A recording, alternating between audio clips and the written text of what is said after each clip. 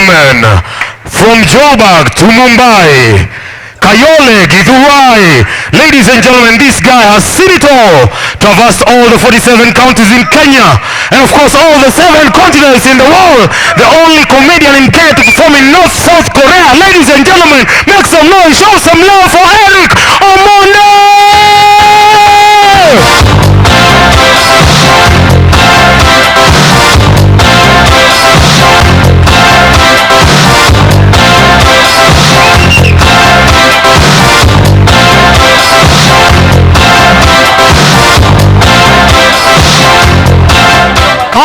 VIP hawayuni, VIP hawayuni, Wakenya hawayuni, Wakenya hawayuni, Wakenya hawayuni. Somebody tell your neighbor, neighbor, tell your neighbor, neighbor. Somebody slap your neighbor. Somebody put your hand in your neighbor's pocket.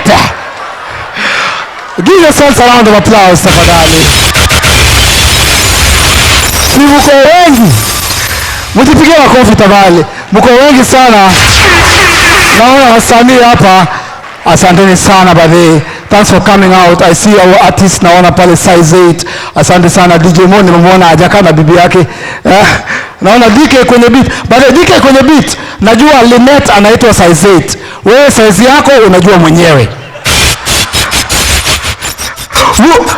But ladies and gentlemen, I'm so happy to be here today, and this is my 10th anniversary. Wapi makofi yangu tafadhali. I've been here for 10 years. 10 straight years and we are here. We thank God. Nashukuru Mungu alinitoa mbali, ananipeleka mbali. Si ndio?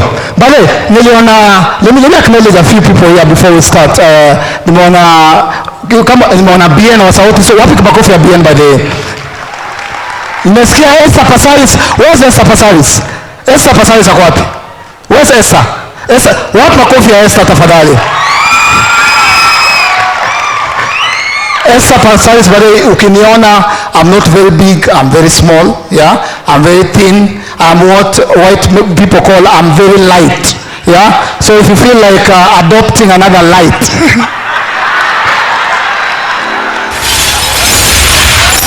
Umeadopt, sio? Ladies and gentlemen, niona Willy Paul. Wapi makofi ya Willy Paul? Willy Paul.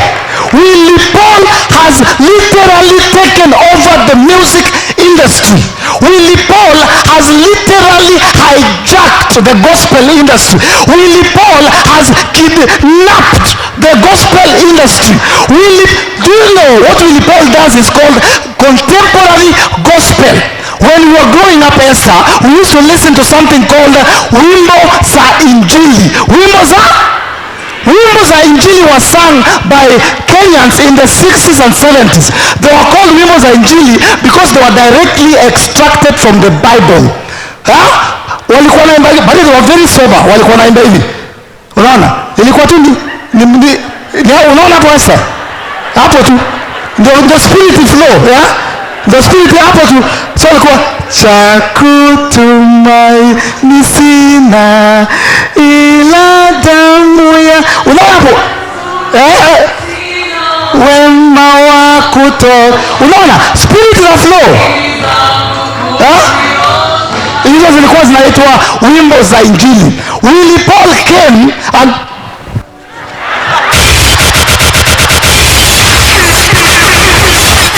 hiyo ni uchawi. What gospel is that? Do you know that Wimbo za Injili, a Kenyan artist in the 70s would sing a song and we would take that song and put it in a book. We used to call it hymn book, and we would sing that Kenyan song in church because it was from the Bible. Tunaimba hapo, ni wewe tu Bwana, ni wewe tu. Ile ngoma imeimba na Mkenya.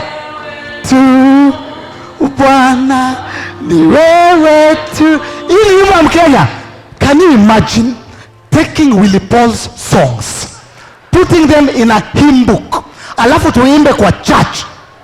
Can you imagine pastor anakuja anaambia Sister Josephine, Sister Josephine, utatuongoza katika wimbo nambari 67. Sister Joyce anasema sawa pastor. Hii wimbo wa Willy Paul. Paka Sister Joyce anauliza, excuse me pastor, single ama collabo?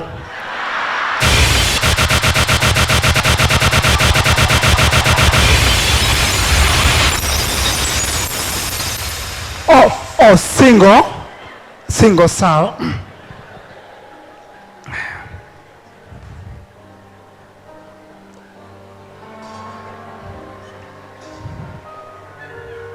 Mabinti walinichanganya. Wapi makofi ya Willy Paul tafadhali? Willy Pose. Esther Passaris, thank you, but this is very personal. To me, I'm a young man, a leader who can support me as an upcoming artist. Amekuja kuni support by the wholeheartedly. Wacha nikuambie, I appreciate that as a young person, as a young Kenyan. Wapi makofi yake tafadhali? I totally appreciate that. And by the way, Esther, what is it? You seem to be a refined politician. What is it with politicians giving money like it's cocaine? Like it's, kwa nini politicians wakikupatia pesa na kuambianga, hey, nifuate kwa gari. Egia hapo nyuma. Chukua hiyo envelope ya brown. Ngoja usishuke, wacha hao wapite. Wacha nitoke, talk after 15. It's money, it's a good thing. I've never seen a politician just, it's money.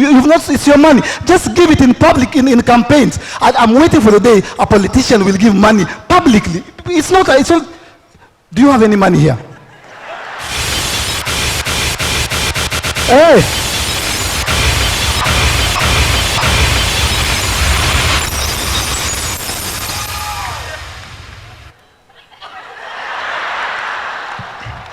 Rudi ukae. Wapi kofi ya Esther Passaris tafadhali? Bwana Esther, lazima tusalamie watu leo. Lazima wapi Bien? Bien wa Sauti Sol wapi? Bien Amei Sauti Sol. Wapi makofi ya Sauti Sol by the way? Wapi? Do you know Sauti Sol have truly represented this nation? Sauti Sol nyinyi ni kama flag ya Kenya.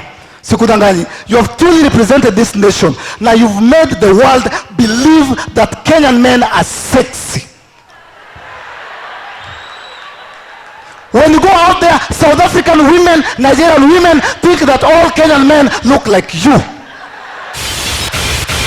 Mumetuosha. After Kemboi alienda kachoma. Kemboi anaenda kwa Olympics mbele ya the whole world, anatoa shati, mifupa mbaya, mweusi, sura mbaya. The whole world thought that that's how Kenyan men looked until Sauti Sol came. Buddha kwanza wanaume mmetuosha. Can you imagine ati Sauti Sol ingekuwa ni mimi? Ati mimi nilikuwa atinaenda kule nje na toanga shati atina represent Kenyan men. Bado ningepata screams za madem ya? The difference between screams zangu na za Bien ni zangu zingekuwa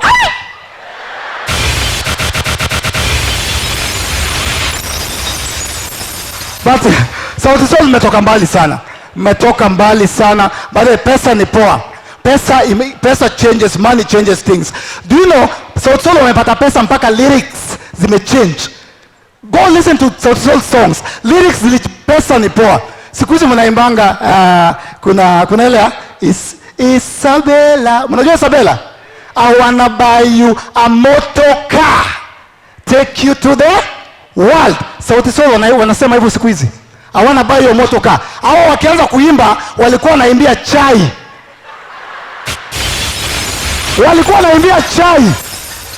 Unakumbuka hiyo wimbo? Walikuwa wanaimbia chai na si chai ya maziwa. Wanasema ilikuwa nanaje? Nikuvutie waya, nikupeleke tunywe tuki. Hizo lyrics hazikuwa hata na mkate, hazikuwa na mandazi, hazikuwa na carrot cake, ilikuwa ni suturungi. tukizuba tukitumia internet free ya Java. But mmetoka mbali sana Sauti Sol. Wapi makofi yao mazee? Mmetoka mbali sana bro. Bale, Esther, do you know Sauti Sol's first song? Believe it or not, walikuwa wamevaa nguo. Iko YouTube, wamevaa nguo, kuna sweater, wako kwa studio. Pesa unakujanga na joto. Siku hizi, yeah? But Bien, you need to calm down. Habari ya Mama Bien, wapi makofi ya Mama Bien by the way? Bien, you need to calm down. Wewe na Delvo, tushakubali you are sexy, you have the perfect body. Tushajua, mmetuonyesha. Kwanza mlianza kwa nishike mkatoa shati. Juzi mkaemba na Likiba mkatoa longi. Sitaki kuona hiyo nyingine. And Bien, mimi niko na shida na wewe. Una to affect self esteem. Wewe tushakubali wewe ni sexy. Bien, mpaka gospel song. Gospel Bien bana anaonyesha sexiness. Gospel unaona Bien check. Gospel unaonyesha mwili kwa gospel. Bien ingia hivi kwa gospel.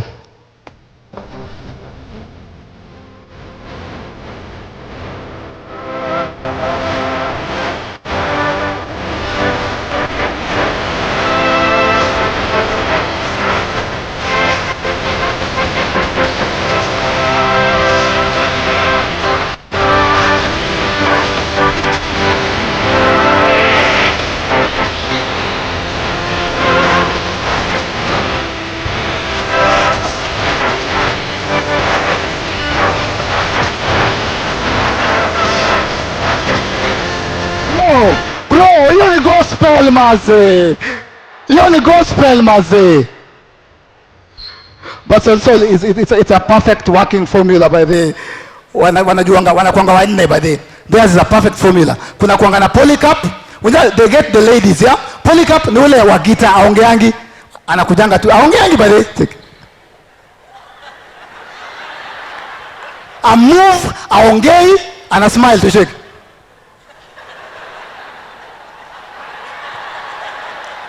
So the ladies are like, guy, we are ongeangi. Aki so shy. Alafu kuna Delvin. Delvin is the pretty boy, yeah? Ako sura yake mzuri ma. Delvin is a pretty boy, anatoanga ma vocals pale. Alafu of course Bien anaendanga, anapata pesa, ananunua gari, analipa nyumba na anunui nguo. So it's very strategic. Anakujanga Bien is now mtola, alafu anakaa hapo katikati, alafu juzi wale discover one more asset, anaitwa Chimanu. Umesikia? Chimanu ako na sexy voice. Wakina Bien wanafanyanga hizo vitu zote. So sijui nani anatoa vocals, Bien anatoa shati, alafu Chimanu anakuja mwisho anasema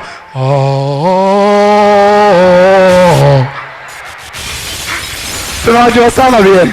But I'm very grateful for where Kenyan music is going. Mazee, mtupeleka international. Tupige makofi tafadhali kunywa maji bwana.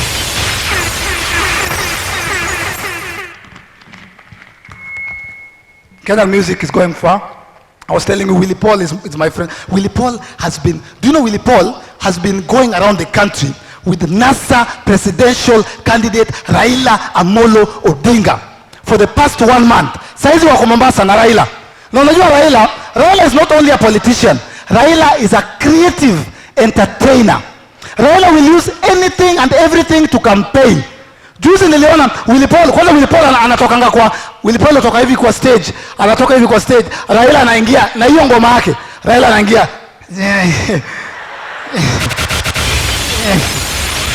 Alafu unajua Raila kuna style moja ya kudance, ya? Ukiweka reggae ni hapa tu. Ukiweka ndombolo ni hapa tu.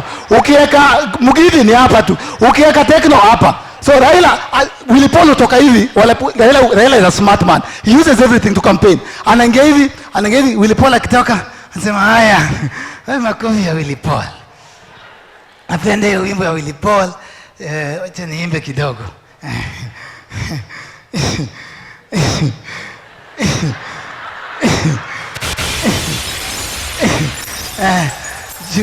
Jubilee wananichanganya. toka Kajiado mpaka Narok. Lakini mimi Raila ninakuanga mzirire, na ndio maana nataka kusema ya kwamba mbinguni hakuna Jubilee.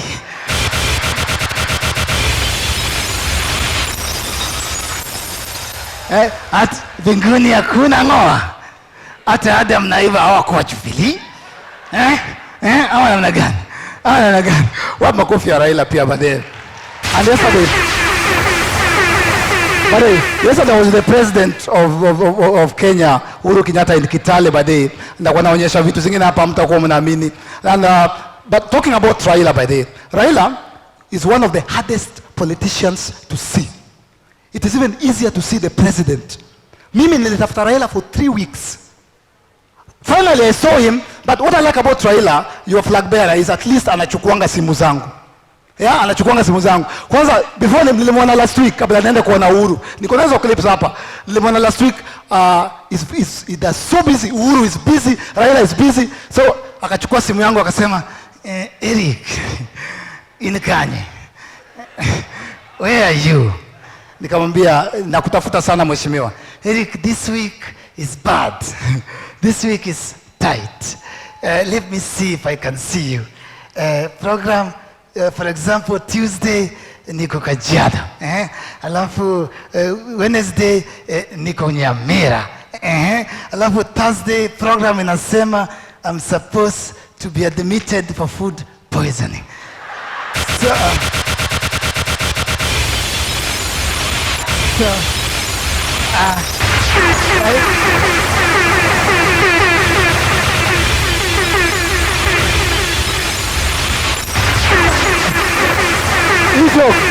Hii joke isitoke hapa. Hii joke ibaki hapa.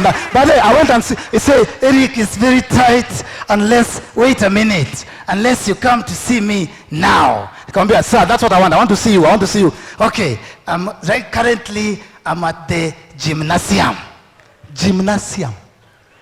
Raila alikuwa kwa gym. Nikasema hii lazima niende nione. Nikapata Raila kwanza ndiye amechange, anaenda kuanza. Baadaye Raila anaenda kwa gym, nikampata akienda kwa treadmill. Eric, give me a minute. Akapata treadmill hivi 1 2 3 4. Haya, leta ingine. Akapewa chuma, akabeba, nibebe ngapi? Akaambiwa, mheshimiwa, beba 10. 1 2 3. Bebea mimi hizo zingine. What's my coffee Raila by the? And guys, let me tell you the truth. What's been happening? We are all Kenyans, and Kenyans are not stupid. I can tell you. I don't even know why we are preaching peace. I don't think Kenyans are that dumb after what happened last time. So our politicians, we cannot preach peace. We are not stupid, yeah? We know. At the end of the day, mimi mazee lazima manzi yangu nifanye kazi, wewe manzi yako mamako, BN we are not that stupid. So now we'll keep peace. Sindio, tupige makofi kwa hiyo by the way. It's very important. It's very important. By the way, juzi kulikuwa na debate by the way. I love President Uhuru hakuenda debate. And everyone was on the case of President Uhuru. But me, I have a feeling. Do you know that President Uhuru and Raila Odinga speak on phone? And they have told us this severally. That Uhuru stands up and says, ndugu yangu, Raila Odinga, mimi na yeye, tunaongea kwa simu, tunakunywa chai. They talk on phone. So when Uhuru did not go for the debate, every Kenyan was on the case of the president. How could Uhuru not go for the debate? What's wrong with him? That is pride. That is overconfidence. Me, I have a feeling it was Raila's fault. I have a feeling Raila alicheza Uhuru, alimpigia simu 3 hours before the debate. Muigai, uko wapi? Uhuru anasema niko hapa kwa nyumba, nataka nioge, naona magia napiga pasi, alafu nivae niende live kwa Facebook kidogo, kisha nielekee kwa debate. Raila akamwambia, I was thinking, hii debate, is it a good idea? Tuende ama tulenge? Kwa sababu watauliza maswali nyeti. They will put us on a pedestal. Uhuru akasema, mimi kama uendi, hakuna haja niende, manake nisije nikawa peke yangu. Raila, do you know? Uhuru hakuenda. Uhuru hata hakuwa na watch TV. Ni Ruto aliona Raila kwa TV. Akapigia Uhuru hata hakuwa na watch tu, hakuna mtu ameenda.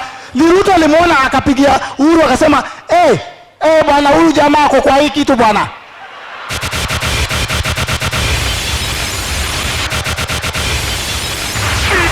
Bwana huyu jamaa ametutenda bwana. Namuona hapa bwana KTN. Uko wapi?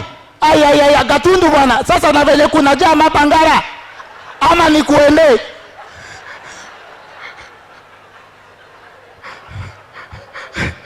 I'm sure Uhuru alitoka akakasirika, akapigia Raila, wewe unanichezea, unadanganya, kisha nakuona kwenye debate. Hiyo sio siasa nzuri. Na Raila anakuwa msimama kwa na excuse. Sema hapana. Mimi siko naenda debate. Mimi nilikuwa nimetoka Karen. Nilikuwa naenda Mombasa. Sasa kufika Galleria nikaona kuna jam. Sasa jam haisongi. Nikasema niende haja ndogo. Nikaingia kwa shule nyingine tu.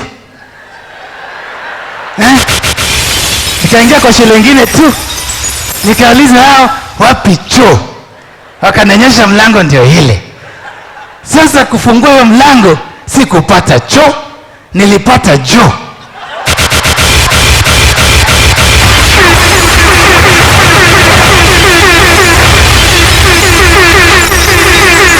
Sasa nini? Nikaona media. Nikaenda kukimbia hivi, wakaninasa na swali moja. Sasa nikasema wacha nijibu hiyo moja, wakaongeza 10. Lakini nikatoka, niko Mombasa. Niko wapi? Mombasa. Wa makofi ya Uhuru na Raila by the way. Very important. But I'm very happy, but I'm working very, very hard as a young man to make sure that I have a better life, that my children go to the best of schools, that they can have a better life than I did. Yeah? Ben ulisoma shule gani? Ukidanganya madhe atasema. Primary. Mama ni kweli? Ni kweli. Esther ulisoma? Star of the Sea. Iko Kenya. But Esther, do you know the school I went to is called, I went to Ezra Gumbe. Then I finished in Kondele Primary School. But you guys, but it's important that we work very hard, that our children go to schools like Esther alipelekwa na babake, Star of the jina ya shule, Star of the. Unasikia jina ya shule? What was the school motto? High school?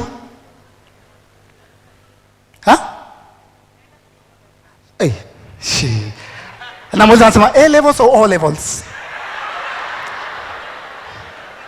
So we are operating on levels now. A levels. What was the school motto? I'm sure it was in French, yeah? My school motto was, true story, you can go to Kisumu. School motto until today, because my school is written there, CDF funded, yeah? School motto is, school fees negotiable. It's there mpaka leo. But you know, there's no way Ezra Gumbe can compete with the Star of the Sea. Do you know, I was in drama. I'm sure some of your people are in drama. There's no way we could. How can I go to the same drama festival from Kondele Primary School, go to the same drama festival with Brookhouse Academy? How? There's no competition. Because watu kwa kina Esther kwanza wanakujanga, they're very confident because the way they're brought up, they wanaongea English at an early age. Kwanza hata tukienda, and you guys used to have Parents' Day, yeah? Your Parents' Day is what different from ours. I started drama when I was young. So I'm sure your drama was something like this. When Esther akienda Parents' Day, Star of the Sea.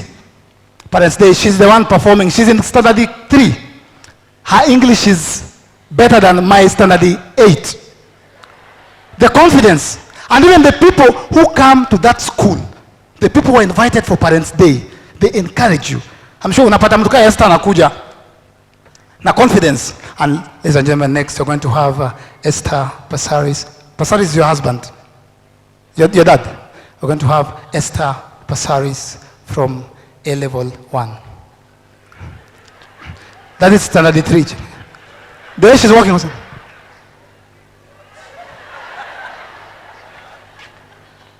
Confidence. Honorable parents, distinguished teachers, dignitaries in attendance. Alafu anaanza kuwa mention. Yeah? American ambassador to Kenya, Canadian ambassador to Kenya, Australian ambassador to Kenya, immediate former Safaricom CEO Michael Joseph, current Safaricom CEO Bob Collymore, former UN Secretary General Ban Ki-moon ako hapo. Ban Ki-moon, Deputy President William Ruto. Those are the people. Anasema, before you is Esther Passaris from class 3, ready to recite your poem entitled Global Warming. Tuko pamoja? Unaona vitu tunadili nayo? Kwanza global warming. Alafu anachapa vitu tu. This universe is our mother. The universe is our mother. Take care of it. Anasema vitu. Thank you. Anaenda. Anapigwa mako. Mimi, I used to love art from when I was young. I remember performing at parents, teachers meeting. It was the most traumatizing thing of my life. Because number one, I was forced by my class teacher to perform. Do you know, kwanza, they are calling you, ladies and gentlemen, next on stage to perform for us a poem entitled Tujenge Choo. First of all, I'm doing this against my will. So I don't come on stage. I don't come on stage the way Esther came like this. Nasukumwa. Justaki kuenda. But I performed the poem. This is a true story. In my school, there used to be 2 parts. Parts, grass, path. So I was told to do a poem entitled 2 Roads. It's a young man who is talented, only in class 3. Put your...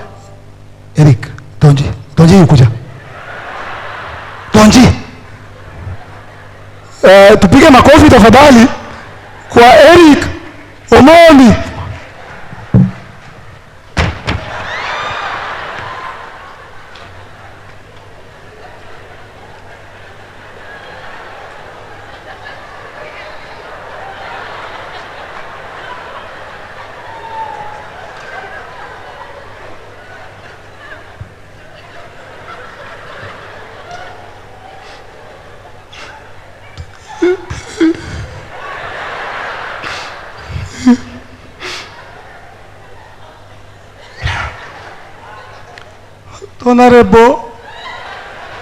Honorable parents,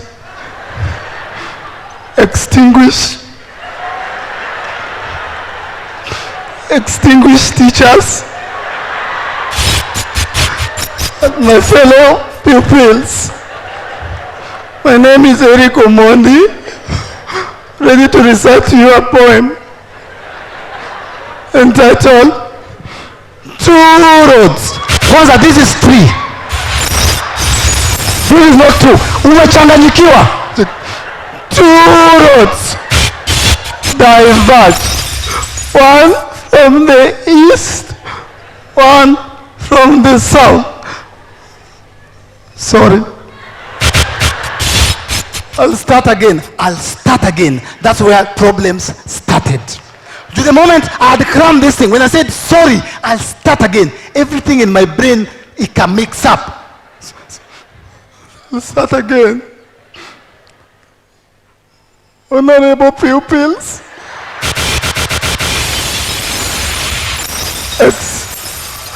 distinguished guests, and my fellow teachers. My name is Turot.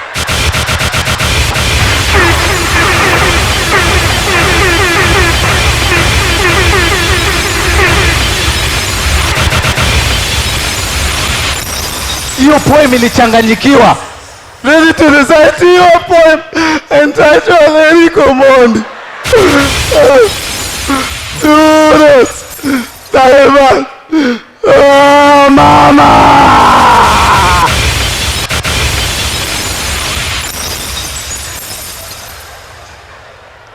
Kama mbaya bali inafikanga mama ni uwe mwalimu, huh?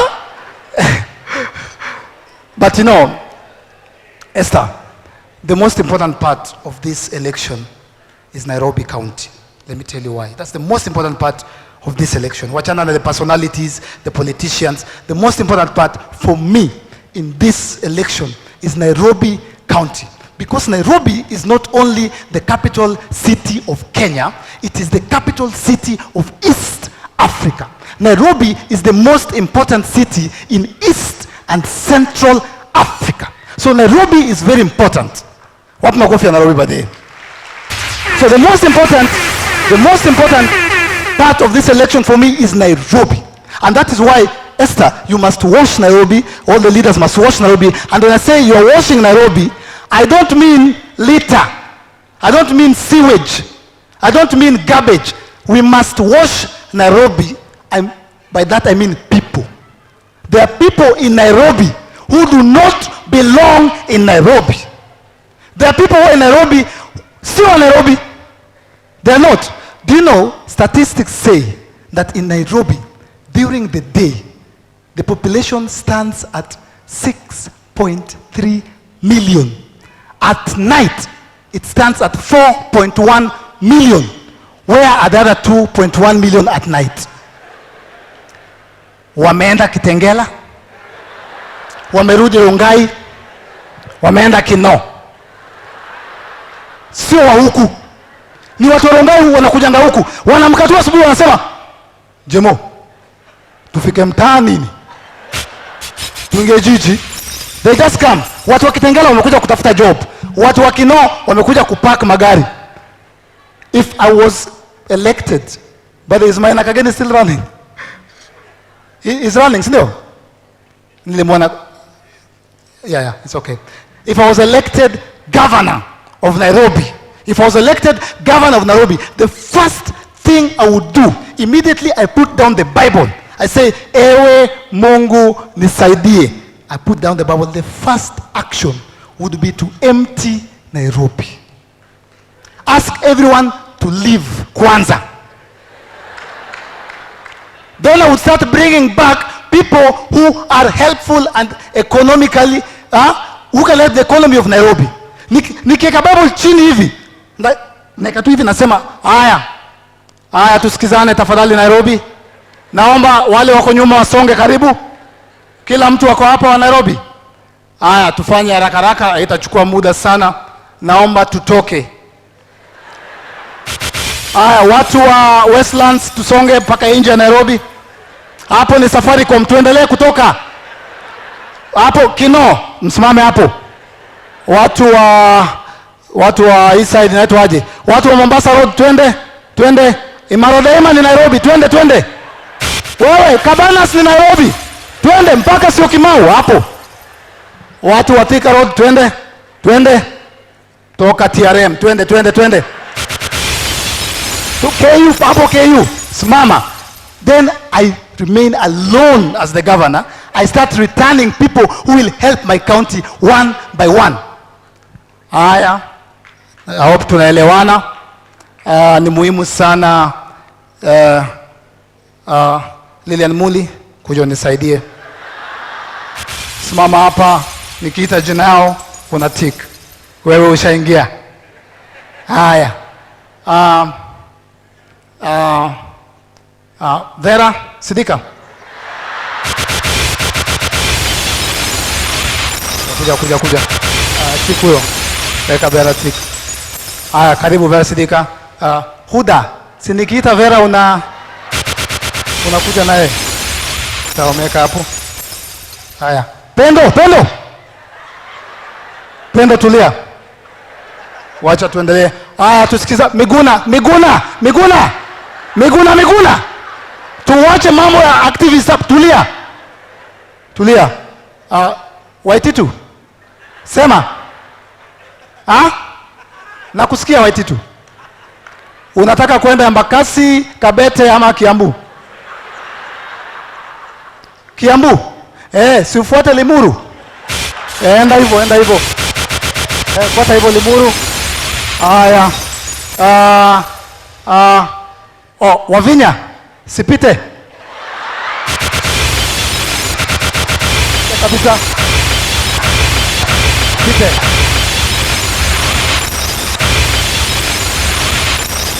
Wavinya, sipite mpaka Machakos. Sipite kabisa. Sipite mpaka huko Machakos. Haya, machokora wako wapi? Chokora na pickpockets, msimame pale, muamue ni nani atarudi Nairobi. Juu nyinyi wote mnafanya kazi sawa, mnatuibia pesa. But you know, chokoras are some of my best friends hapa Nation Center. Chokoras, Esther, did you know that an average chokora, kwanza chokoras are the most interesting people in Nairobi. They're the most energetic, the most confused. Chokora wanakuwa, sijui kama ni glue, wanakujanga kwanza wanakuambia, chokora, si kama wamekuwa approach.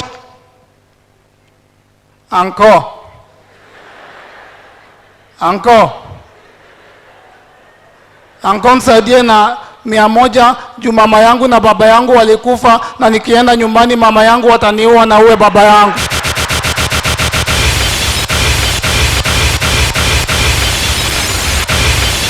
What are you talking about? An average chokora, this is true, fact. An average chokora in Nairobi makes more money than a banker. In a given day, they make at least they can make more, at least 3,000 Kenyan shillings. That is 90,000 Kenyan shillings per month. Ana bibi, ana mtoto, yeye ndio mtoto. Na akiwa na bibi ni chokora, hiyo ni 90,000 ingine.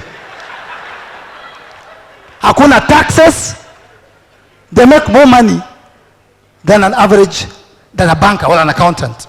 They do.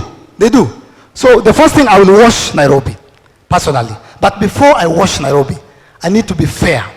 Before I start vetting, we need to define who is a Nairobian.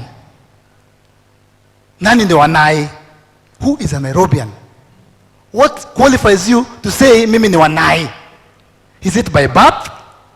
Is it I believe Nairobi is a culture. There are people who are born in Nairobi na si wa Nairobi. It's a culture. So the first thing I would do, Esther, is to define who is a Nairobian to help me vet the people who to come inside. Number one, a Nairobian, but there are 3 qualities of a true Nairobian. A Nairobian, number one, is always on the move. Always wanakimbianga. Ukiona mtu Nation Center, pale mbele ya Tribeca, anatembea hivi.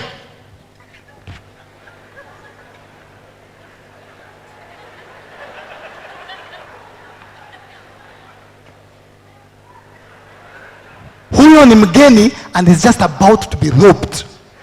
Hao ndio wale watu wananunuanga zile plot zimeandikwa this plot is not for sale.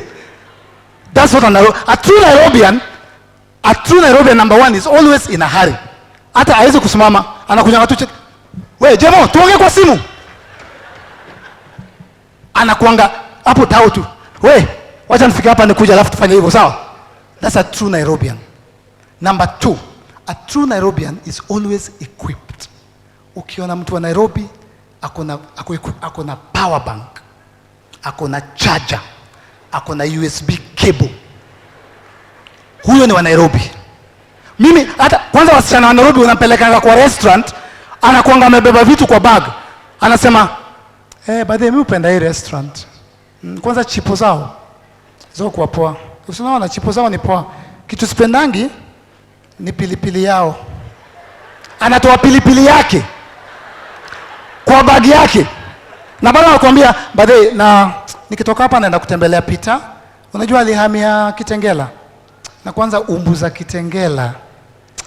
Ni poa nilibeba net. Amebeba net. That's a true Nairobian. Number 3, a true Nairobian knows it all. They know it. You can never tell a Nairobian anything. They know it, they've experienced it. Huwezi kuja mwambie mtu wa Nairobi. Kwanza men, ukuje mwambia Buda, umecheki hiyo Range Rover 2016. Anakugeuka.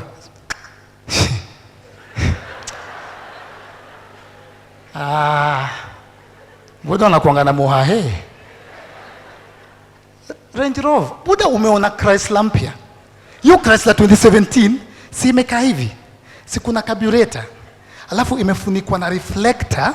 Jua inachapanga reflector, inachukua hiyo jua, inapeleka kwa headlights, inawaka usiku. Unasema nini Buda? Buda kuna magari hapa nje. And then Nairobi is like saying hapa nje. Hapa nje ni wapi? Buda kuna magari hapa nje. Mtu akwambia hiyo suti ya Eriko inaweza. Suti gani? Kuna masuti hapa nje. Nje ni wapi? And Nairobians are very personal and emotional by the way. The worst thing you can ever do is to watch a football match with a Nairobian. That's the worst thing you can ever do. They know it all. And they're personal and you can never... Can you imagine? You are not a player. You are not a coach. You are not a linesman. You are not a referee. You are not anything near football. You are just a spectator watching a football match, not even live on TV. Nairobian, they are very personal. Utasikia nakwambia, nini nakuanga mbaya na Rooney? Nini mbaya na Rooney? Na tumwambia Mourinho hizi vitu. Nini mbaya na Rooney? Languages. Anakwambia, bien, nataka nifike ile place, nifanye hizo vitu, niko na ma ABC fulani hivi. Alafu nirudi ma 1 2 3, alafu baadaye mimi nawe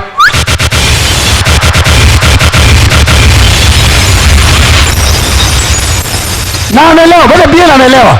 Bien anaelewa. Anaelewa. And then, but Esther, let me teach you because now in Nairobi today, when something is good, they say it is bad to mean it is good. That's confusing, yeah? Let me say it again. Today in Nairobi, when something is bad, they say it is good to mean, when something is good, they say it is bad to mean it is good. Yes. They come and say, hey, bien, Buda hiyo t-shirt yako ni mbaya. It means it's fine, yeah? It's fine. Buda umecheki manzi wa bien. Ni msupa kashe tani.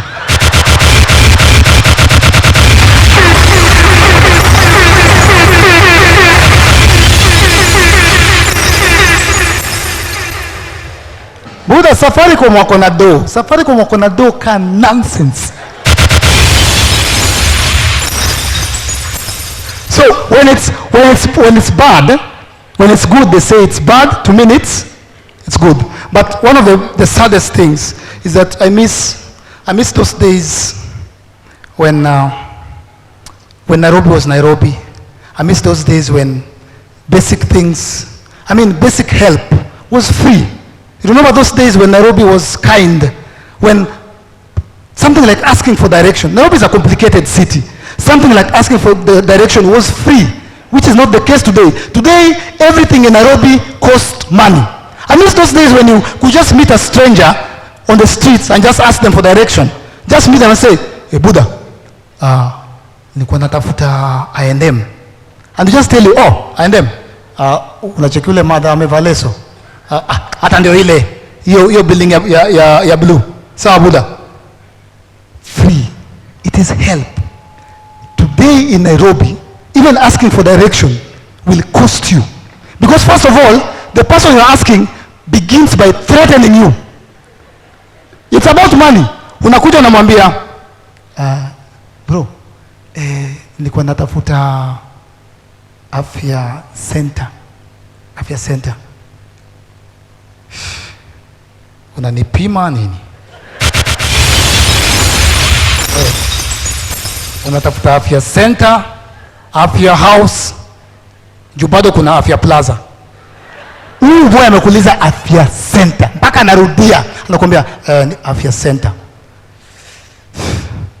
We, Mikey, wale watu waliuliwa jana, ilikuwa ni afya center ama afya house?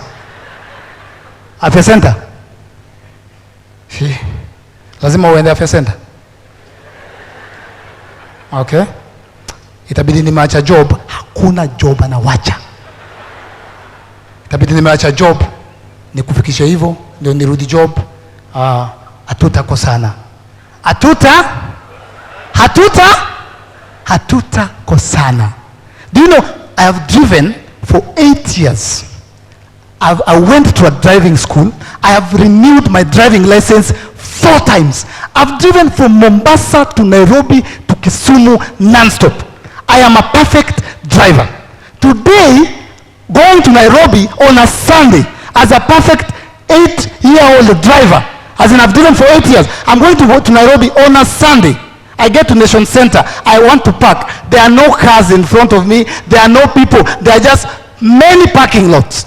I drive my car. Being a professional driver, I decide I will park na reverse. Nafika kwa parking, nageuza gari hivi, nataka kupark. The moment you turn, ukikuja hakuna mtu, uoni mtu popote, una turn gari hivi, unaeka reverse, ukienda kuzosikia, boss!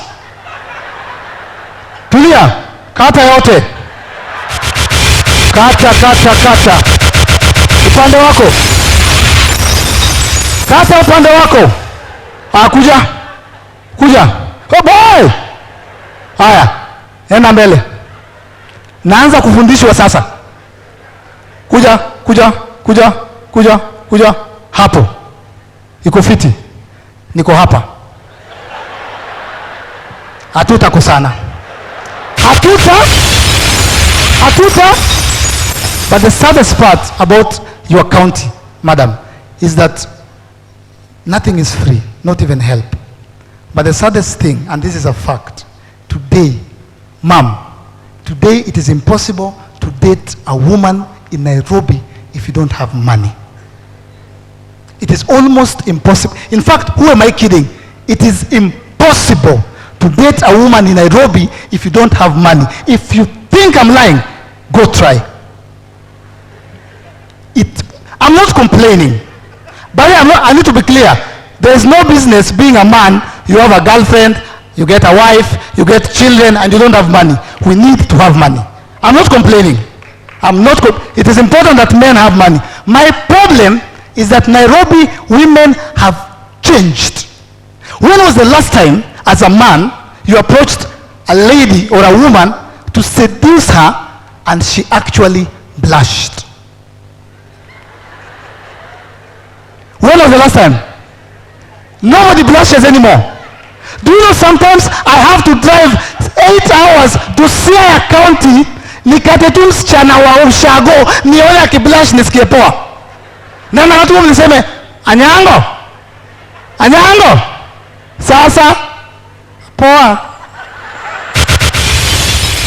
Sasa celeb nisikie tu kime blush. Narudi Nairobi.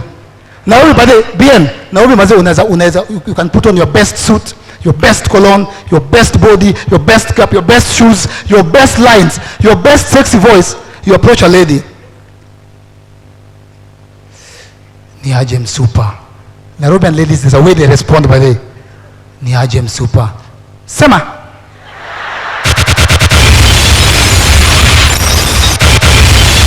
What is that? What's sema? Bien unajaribu kamistari buda. Unamwambia mazee msupa, uko na macho poa. I know. But actually, it has been turned around. Nairobi women make us blush. But imegeuzwa. Do you know men blush nowadays in Nairobi? Hii maisha ni ngumu. Unapata mwanaume na approach dem kama niende dem.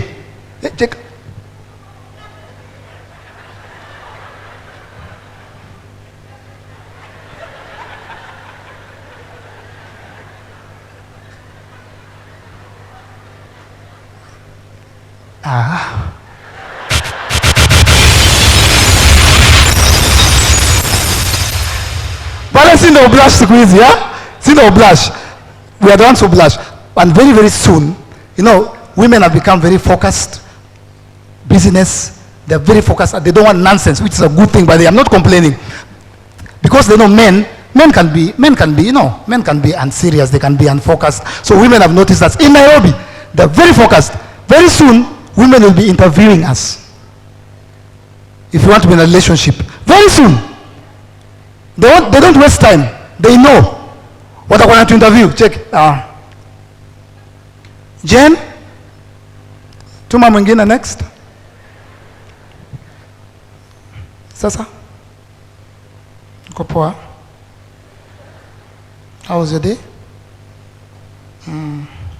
Eric Omondi, yeah? Okay. Umekuwa na 7 exes.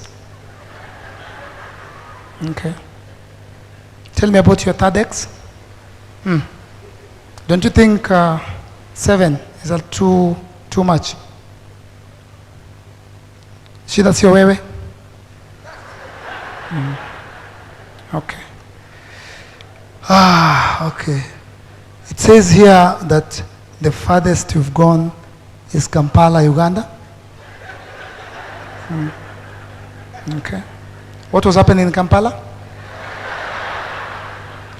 A wedding, yeah? Whose wedding? Yeah? Speak up. Whose wedding? Your cousin's wedding, yeah? Okay.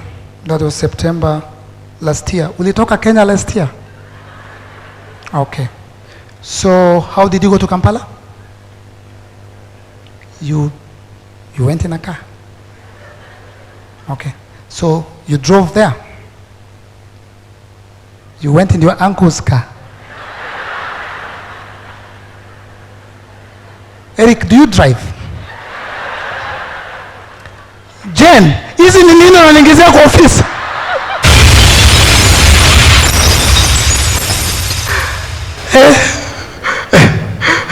But hey, Safaricom are our sponsors for Nine Untamed. What makofi ya Safaricom, by the way. Watu wa Safaricom? Safaricom, I respect you, by the way. Do you know why Safaricom is the leading corporate actually in the world? Because mko na M-Pesa, kila mtu anawakopi. It's because of your customer service. Safaricom has the best customer service. They are well trained, they have etiquette, they have patience. Who has ever called a Safaricom customer care anytime na akajibiwa vibaya? Aya. Watu wa Airtel, tutulie. Airtel, tutulie tafadhali. Do you know Safaricom, you can call them, wapi Butita? Yes. Oh, you can call a Safaricom. This is 3:36 a.m. The whole nation is asleep.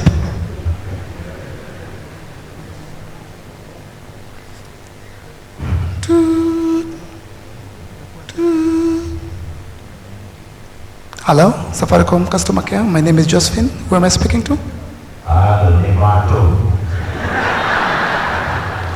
Hi, Martin. How are you doing? Hello?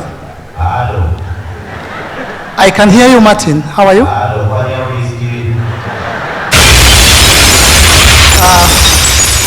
Martin, I can hear you perfectly well.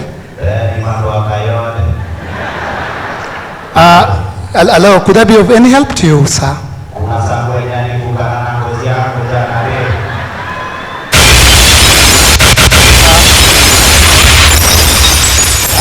Pardon? Martin, I can hear you perfectly well. Yes, Martin. Okay. Hello? Okay, Martin, you lost your phone and you need to get a new SIM card? Okay, I'm going to help you just now. Just hold on the line. Please, Martin, if you could give me your details so that I could, your number is 07. Yes.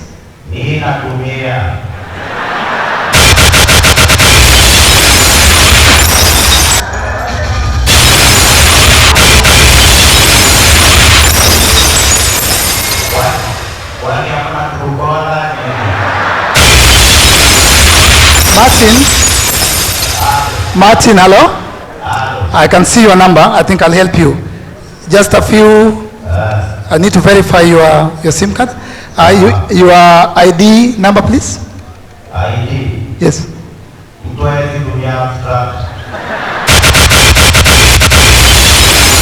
Hello, Martin. Martin, I need your ID number, please.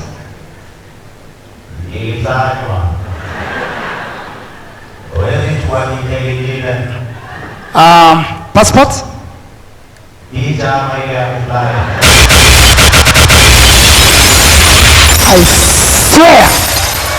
I swear, Safaricom, the worst thing you can ever do is make me customer care. Naweza uwa watu. But mimi as a customer care agent, msiniandike kama I'm very impatient with such people.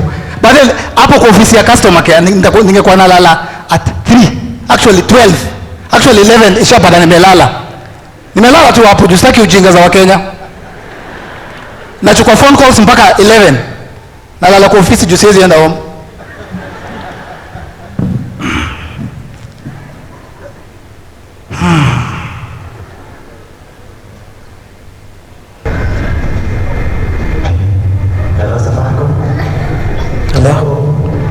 Hello? Sema. Okay, I have a small problem. Hello? I lost my phone yesterday. Hello, Safaricom. Nakusikia.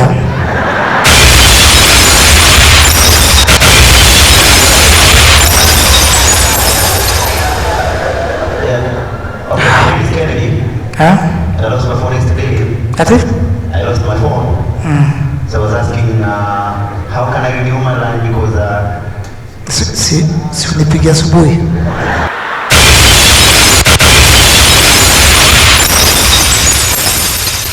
Bale, msijaribu kunipatia hiyo kazi Safaricom. Wapi makofi ya Safaricom tafadhali bale. Thank you for supporting us. Asante sana. Asante sana. But Esther, I keep referring to you. I have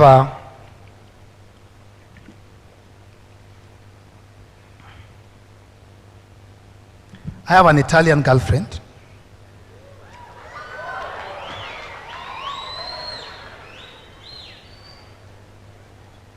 Must we celebrate? I have an Italian girlfriend. That means we were born in different countries. We were brought up in different backgrounds. Our definition of things are very different. And we're trying to come to terms with that. My girlfriend is a vegetarian. Hakulangi nyama. Me, I don't understand that. As a Kenyan. Hukuli nyama aje. She loves animals. She does not eat them. My girlfriend loves animals so much that since we started dating for the past 4 years, sijakuwa na amani. Baby, I want a dog. Baby, I want a cat. I don't have a problem with a cat and a dog. Now she's asking for a goat, a cow, and chicken as pets. Recently, I got her a cat.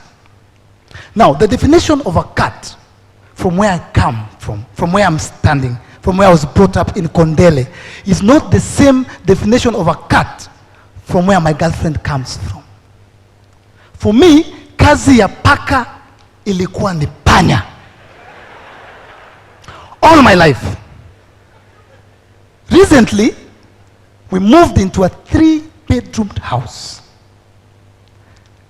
One of the bedrooms belonged to Smoothie.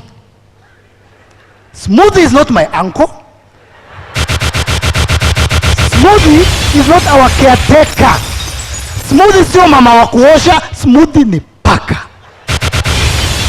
A full bedroom with curtains, a bed, bed sheets, a functioning toilet, ni ya paka. Do you know the closest our cat ilikuwa inaitwa Nyambura? The closest our cat got to entering the house when I was growing up was one day when a rat, panya ilikimbia ikaingia kwa nyumba na Nyambura ikaifuata, anafanya job yake, akafuata hivi. My mother actually let the rat pass. Akasema, hey, Nyambura, unaenda wapi? Like, mom, anafuata panya. Ngoja hapo nikuitie panya. Toka nje. That's the closest our cat got to entering the sitting room. Today, as I'm speaking to you, naishi na paka, nalala na paka, nakula na paka, na watch TV na paka. And my girlfriend has the audacity, it's 9 p.m. I'm watching news. My girlfriend has the audacity to tell me, babe, unadu? Smoothie anaboeka. Na unajua hapendi politics. Hapendi politics. Mimi nitoe news niweke panya sijui Tom and Jerry. Do you know, recently my girlfriend called one of the hotels, a very big hotel. We were going for a 2-day, 2-night vacation. I was next to her. Hello? Hi. Is this Sankara? How are you? I wanted to make a reservation. For 3. For 3. Tunaenda na smoothie. Yeah. 3 towels. 3 tissues. At this point, I'm no longer even in the picture by the way. I get home at night, my girlfriend is not there, wameenda kuwatch movie. Nampigia, babe, mko wapi? Tuko hapa junction. Tuna watch movie. Alafu tukitoka hapa napeleka smoothie kwa kina Shanice. Shanice is a dog. You know, at this rate, tukiendelea hivi, very soon my girlfriend will wake me up in the middle of the night. Ataniamsha wade. Babe, you know we need to take smoothie to school. Because recently, my girlfriend told me a very weird thing. She told me that smoothie can go somewhere in Westlands, sijui wapi in Lavington, where she can be trained.